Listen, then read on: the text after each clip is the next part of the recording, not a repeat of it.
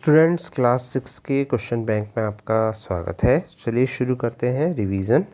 और इसमें हम मल्टीपल चॉइस क्वेश्चंस का रिवीजन करेंगे और वो है हिस्ट्री, ज्योग्राफी और सिविक्स के 1 to 4 चैप्टर का। तो पहला क्वेश्चन है, which was the first big kingdom of ancient India. तो एंशिएंट इंडिया का फर्स्ट बिग किंगडम था Magadh. Story of human past को क्या कहा जाता है? तो स्टोरी ऑफ ह्यूमन पास्ट को क्या कहते हैं? History. Bark of which tree, किस पेड़ की बार्क को यूज़ किया जाता था राइटिंग के लिए? तो वो थी बर्च। किस पेड़ के जो है लीफ को यूज़ किया जाता था लिखने के लिए पुराने टाइम पर? तो वो थी पाम। किसे कहा जाता है study of remains of building of painting and sculpture? ये कहा जाता है आर्कियोलॉजी। कौन सा व्यक्ति जो है स्टडी करता है ऑब्जेक्ट ऑफ द पास्ट? तो वो है आर्कियोलॉजिस्ट। स्टोन एज में कौन लोग थे जो गैदर करते थे fruit, root, nut, seed, leaves and egg? उनको क्या कहते थे? उनको कहते थे गैदरर। फिर एक टेक्स्ट जो कि इंस्क्राइब किया जाता है स्टोन पर या दूसरे कोई हार्ड सरफेस पर, उसे क्या कहा जाता है? इंस्क्रिप्शन। और यदि ये ऐसा हो कि कोई चीज़ जो है वो पाम लीफ या बर्च ट्री के बार्क पर लिखी जाती है, उसे क्या कहा जाता है? उसे कहा जाता है मैन्युस्क्रिप्ट। यदि ये क्वेश्चन दूसरे तरीके से होता तब। अभी तो इसका आंसर क्या है? इसका आंसर है इंस्क्रिप्शन। स्टोन एज के लोग कहाँ रहते थे? तो वो रहते थे केव्स में। भीमबेटका कहाँ है? तो भीमबेटका है मध्य प्रदेश में। पैलोलिथिक एज का क्या मतलब है? पैलोलिथिक एज का मतलब है, बताइए, ओल्ड स्टोन एज। भीमबेटका क्यों फेमस है? भीमबेटका फेमस है, क्यों फेमस है बताइए, पढ़िए, क्यों फेमस है भीमबेटका? क्यों फेमस है बताइए। तो cave painting of old stone age.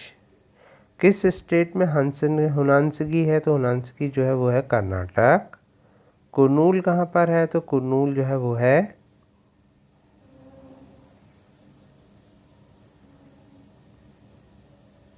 बताइए Andhra Pradesh. Hunter gatherer fire का यूज़ किस चीज़ के लिए नहीं करते थे? तो पढ़िए,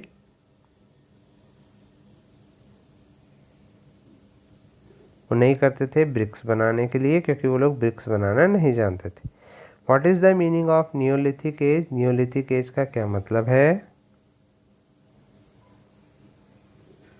new stone age. Mesolithic age का क्या मतलब है? Middle stone age. Last part of stone age क्या कहलाता था? तो न्यूलिथिक को ही लास्ट पार्ट कहा जाता था, क्योंकि पैलोलिथिक ओल्ड स्टोन एज होता था। ठीक है। इंडस वैली सिविलाइजेशन का दूसरा क्या नाम है? दूसरा नाम है, बताइए, हड़प्पन सिविलाइजेशन। हड़प्पा लोग कॉपर कहाँ से लाते थे? तो हड़प्पा लोग कॉपर लाते थे क्योंकि वो लोग व्यापार भी करते थे। तो कहाँ से लाते थे कॉपर? बताइए। वो लाते थे राजस्थान से। ठीक। गोल्ड भी लाते थे, तो गोल्ड कहाँ से लाते थे बताइए? पढ़ा कि नहीं आपने? एक अपने मैच द कॉलम किया था। तो गोल्ड कहाँ से लाते हैं वो सोच के रखिएगा। चलिए, एक और था प्रेशियस स्टोन कहाँ से लाते थे, तो वो मैच द कॉलम देख लीजिएगा आप अच्छे से। ठीक। अब हम चलते हैं ज्योग्राफी के 1 to 4 में। स्टार जो कि नॉर्थ को दिखाता है उसे क्या कहते हैं? Pole star. कौन सी सेलेस्टियल बॉडीज़ जिनकी खुद की लाइट नहीं होती है और वो स्टार की लाइट से लिट होते हैं, वो कौन होते हैं? प्लैनेट। अर्थ को यूनिक प्लैनेट क्यों कहा जाता है? क्योंकि ये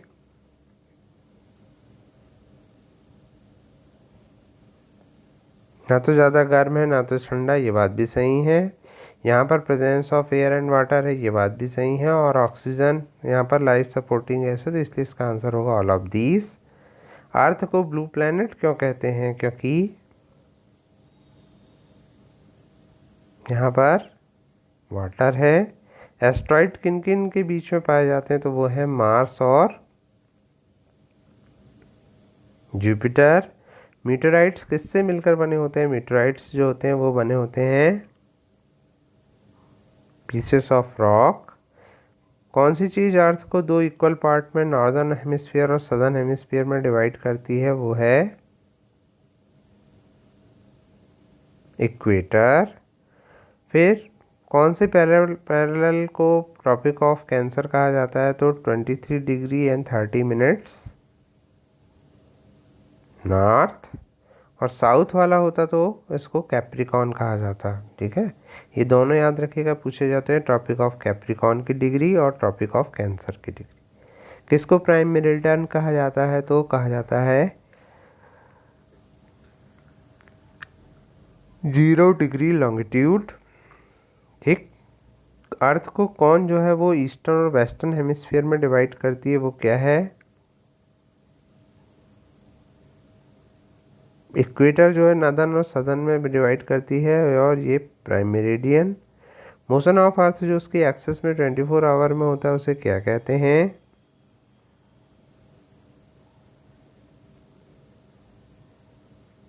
rotation. Motion of earth round the sun, sun के आसपास जो होता है उसे क्या कहते हैं?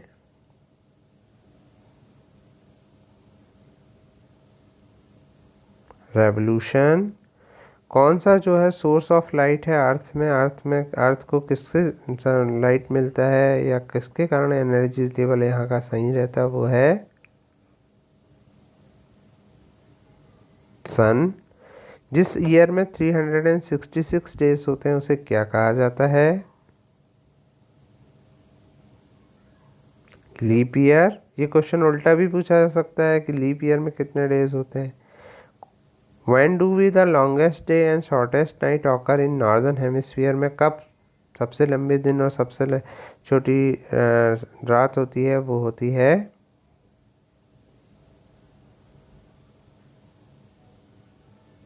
जून 21। किस सीज़न में क्रिसमस सेलिब्रेट किया जाता है? ऑस्ट्रेलिया में। तो हमारे यहाँ तो विंटर में होता है, लेकिन ऑस्ट्रेलिया में होता है समर में, क्योंकि इस समय वहाँ समर रहता है। और ब्लू कलर जो होता है वो किस चीज़ को शो करने के लिए यूज़ किया जाता है मैप में? वाटर। तो इस तरह से आपने ज्योग्राफी के बहुत सारे क्वेश्चंस जो है वो कंप्लीट कर लिए और हिस्ट्री के कर लिए। अब हम किसके शुरू करेंगे? अब हम सिविक्स के क्वेश्चंस शुरू करेंगे। तो आपसे रिक्वेस्ट है कि आप जो है अच्छे से इनको तैयार करिए। अब किस सोर्स पर do the people of Ladakh depend on drinking water? तो जो लद्दाख के लोग हैं वो ड्रिंकिंग वाटर कैसे करते हैं? तो वो वहाँ पर स्नो को मेल्ट करके पानी बनाते हैं, क्योंकि वहाँ पानी के सोर्स नहीं है। पश्मीना वूल कहाँ होता है? तो पश्मीना वूल बनाया जाता है या प्रोड्यूस किया जाता है, मतलब पश्मीना वूल जो है एक भेड़ से मिलता है, एक बकरी से मिलता है, सॉरी, तो गोट से मिलता है पश्मीना वूल। तो वो कहाँ मिलता है? वो मिलता है लद्दाख में। जलियांवाला बाग कहाँ पर है? तो जलियांवाला बाग है अमृतसर में। डिस्कवरी ऑफ इंडिया नाम की बुक किसने लिखी थी? तो ये हमारे प्रथम प्रधानमंत्री पंडित जवाहरलाल नेहरू ने लिखी थी। किसने कॉइन किया था वर्ड यूनिटी इन डाइवर्सिटी, कि भारत में अनेकता में एकता है? वो है पंडित जवाहरलाल नेहरू। हमारे देश के कॉन्स्टिट्यूशन को ड्राफ्ट किसने किया था, किसने बनाया था? वो थे बाबा साहब डॉक्टर भीमराव अंबेडकर। उनको बाबा साहब के नाम से भी जानते हैं। When did India became a free nation? India free कब हुआ था? 1947 में। ठीक, 1947 में जो है वो इंडिया क्या हुआ था? फ्री हुआ था। तो इस तरह से। और आपसे ये भी पूछा जा सकता है कि इंडिया जो है वो रिपब्लिक कब बना था, तो इंडिया रिपब्लिक बना था, कब बना था रिपब्लिक, बताइए। इंडिया जो है वो रिपब्लिक बना था, कब बना था, 1950 में। और गवर्नमेंट जो होती है वो अपने लोगों के लिए क्या करती है, what do government do for their people. पूरे ऑप्शन अच्छे से पढ़िए। तो गवर्नमेंट रोड भी बनाती है, इलेक्ट्रिसिटी भी सप्लाई करती है, सोशल इशू पर एक्शन भी लेती है, तो ये सारी चीज़ें करती है, see all of these. Government किस लेवल पर काम करती है, तो गवर्नमेंट इन सभी लेवल पर काम करती है, तो इसका होगा ऑल ऑफ दीज। और कैपिटल ऑफ इंडिया क्या है, तो कैपिटल ऑफ इंडिया जो है वो है, इंडिया की पूछा जा रहा है तो सर न्यू दिल्ली। और यदि मध्य प्रदेश की पूछते हैं या और भी स्टेट की पूछते तो आप सभी स्टेट की याद कर लीजिए, पूछी जा सकती है। तो मध्य प्रदेश की क्या है बताइए कैपिटल, बताइए, भोपाल। और राजस्थान की कैपिटल क्या है बताइए। ऐसे ही उत्तर प्रदेश की याद रखिए, छत्तीसगढ़ की याद रखिए, सब याद करके रखिए। फिर गवर्नमेंट जो होती है सबके लिए क्या बनाती है, तो गवर्नमेंट की वो चाहती है कि सब लोग उसको फॉलो करें, वो था लॉज। और किस तरह की गवर्नमेंट को लोग चुनते हैं, वो है डेमोक्रेटिक गवर्नमेंट। यंग इंडिया का जो पब्लिशन था महात्मा गांधी ने कब से कब तक किया था, तो वो किया था, कब शुरू किया था, 1919 में। और कब तक किया था, 1931 तक किया था। ये एक पत्रिका थी या एक समाचार पत्र था जिस पर महात्मा गांधी जो अपने विचार लिखते थे, काफ़ी फेमस था।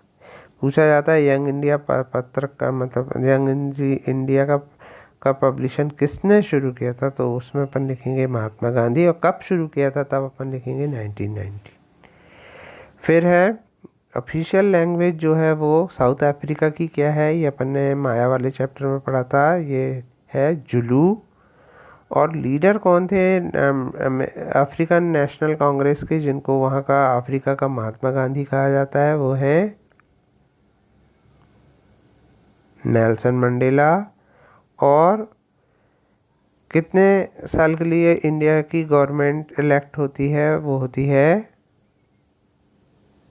5 साल के लिए। हर 5 साल बाद क्या होता है, इलेक्शन होता है।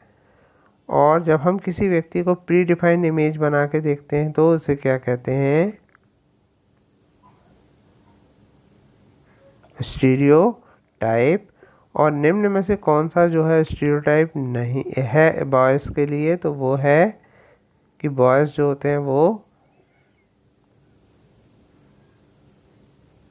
एग्रेसिव होते हैं, ठीक है ना। और गर्ल्स के लिए तो सबमिसिव और सॉफ्ट स्पोकन उनको माना जाता है। तो ये थे सारे इंपॉर्टेंट क्वेश्चन 1 to 4 के। मैं आई होप कि आप इनको अच्छे से पढ़ लेंगे और प्रैक्टिस कर लेंगे। लगभग जो आपसे यदि हाफ ईयरली एग्ज़ाम आपका मोबाइल पे होता है तो अधिकतर क्वेश्चन इसी से पूछे जाएंगे। और भी जो बुक में अपन ने डिस्कस किया वो भी पूछे जा सकते हैं इनके अलावा। तो इतना तो प्रिपेयर करके रख लीजिए। और गूगल मीट की क्लास में इनसे संबंधित कोई डाउट है तो आप पूछ सकते हैं। Thank you very much.